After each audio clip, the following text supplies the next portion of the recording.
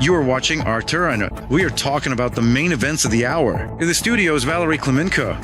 Russia has launched another combined strike on Ukraine. All night long, the Russian army shelled the capital and other regions. Onyx missiles, Iskander ballistic missiles, cruise missiles, and another 258 drones of various types were launched by the Russians at Ukraine.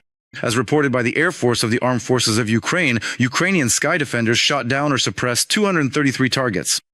Air raid alerts have not stopped in Kyiv since the night. One person was injured. This was reported by city authorities.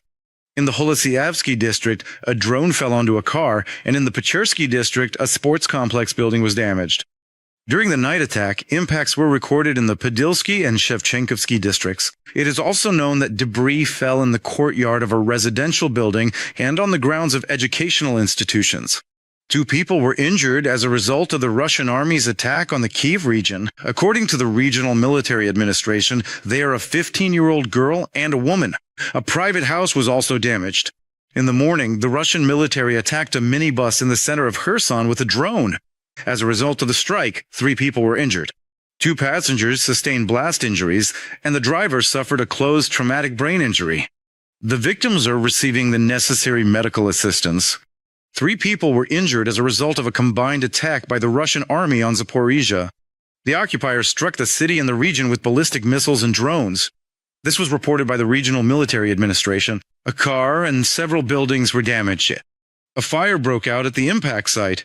Kryvyi Rih in the Dnipropetrovsk region was also hit by ballistic missile strikes. 3 people were injured, and an industrial facility was damaged. This was reported by city authorities. In Kharkiv, a drone struck the balcony of the 4th floor of an apartment building. The Russian army launched a massive attack on Odessa. A piece of drone debris hit the roof of a high-rise building. Windows were blown out in apartments on the upper floors. Infrastructure and an educational institution were also hit. 3 people are known to have been injured. They were hospitalized. I ran over here and I see a piece, the door is gone. Then I went into the apartment, the windows were blown out. There was a small fire, probably from the remaining fuel. We put it out in the apartment, grabbed buckets, and put it out on the roof too. Moldova recorded 5 drones in the country's airspace against the backdrop of a Russian night attack on Ukraine.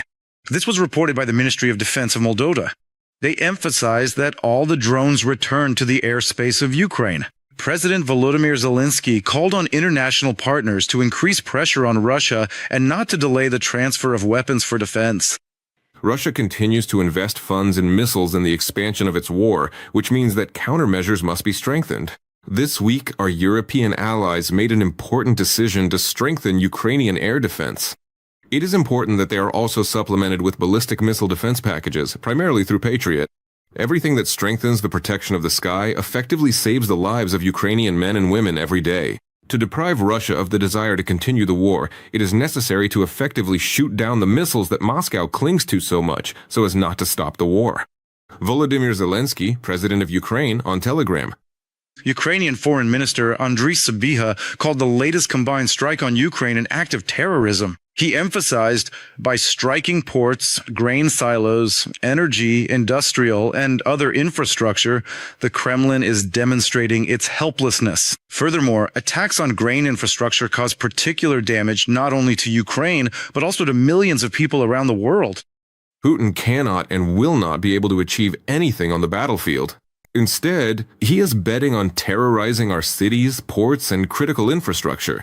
Proving the futility of his terror is what brings the end of the war closer.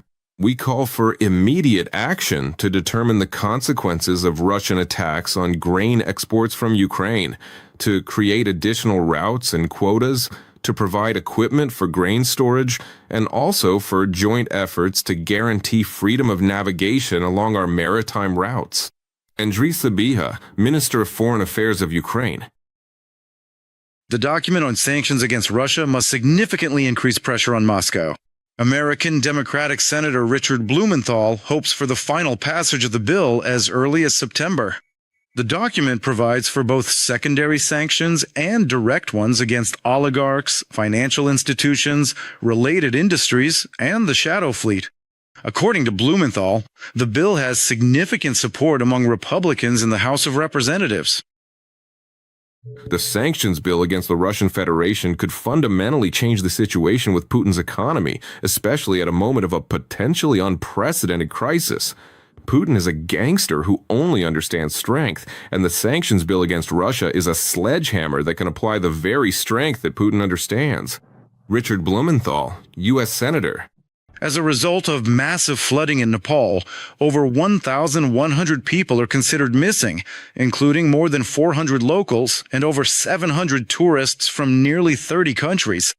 Among them are 55 citizens of Ukraine. They were part of two tourist groups of 47 and 7 people, respectively, and one Ukrainian citizen was with a foreign group. According to local authorities, at least 165 people have died in the disaster zone in total. At this moment, there is no information about any Ukrainian citizens among the dead or injured. Search and rescue operations are ongoing. Access to many areas affected by the disaster is difficult due to weather conditions. Local authorities are warning about the possibility of further flooding and landslides. Ukrainian diplomats are in constant contact with the relevant authorities and services conducting search operations, as well as with the relatives of those missing. We are also closely monitoring reports about Ukrainian citizens who have gone missing in the affected areas. I've instructed our embassies in India and China, as well as our honorary consul in Nepal, to maintain close contact with the relevant authorities and to take all necessary measures during the search and rescue operations. Ukraine stands in solidarity with the people of Nepal and wishes strength to the rescue teams working in these difficult conditions, as well as a speedy recovery to all affected communities. Andriy Sybiha, Minister of Foreign Affairs of Ukraine, on the social network X. A large-scale search and rescue operation is currently underway. Rescuers are working in difficult conditions due to destroyed infrastructure. The disaster struck the border region of Nepal and Tibet on the morning of August 26th. Torrents of water and mud washed away buildings and roads and swept away bridges, thereby complicating access for rescuers to the affected areas. I can only briefly outline the figures that we are aware of as of today. It is obvious that the number of foreign citizens is higher. We don't have any additional information yet on whether there are more Australians among them, but I would say there are at least 34.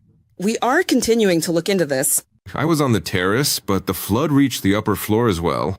It only subsided after an hour. My wife had already been buried by the landslide, while we remained safe on the terrace. I was rescued 4 or 5 hours later. A helicopter arrived. To learn even more, subscribe to the Freedom YouTube channel. There you'll find news and analytical materials, as well as important interviews and expert opinions. Our focus is on Russia's war against Ukraine, as well as events around the world. Scan the code on the screen, follow the link, and add the channel to your favorites. Subscribe to UATV English and stay updated on the most important events, top news from Ukraine and all over the world, in-depth analysis, exclusive reports and interviews, all on hand in our channel. Join our community of viewers and stay tuned.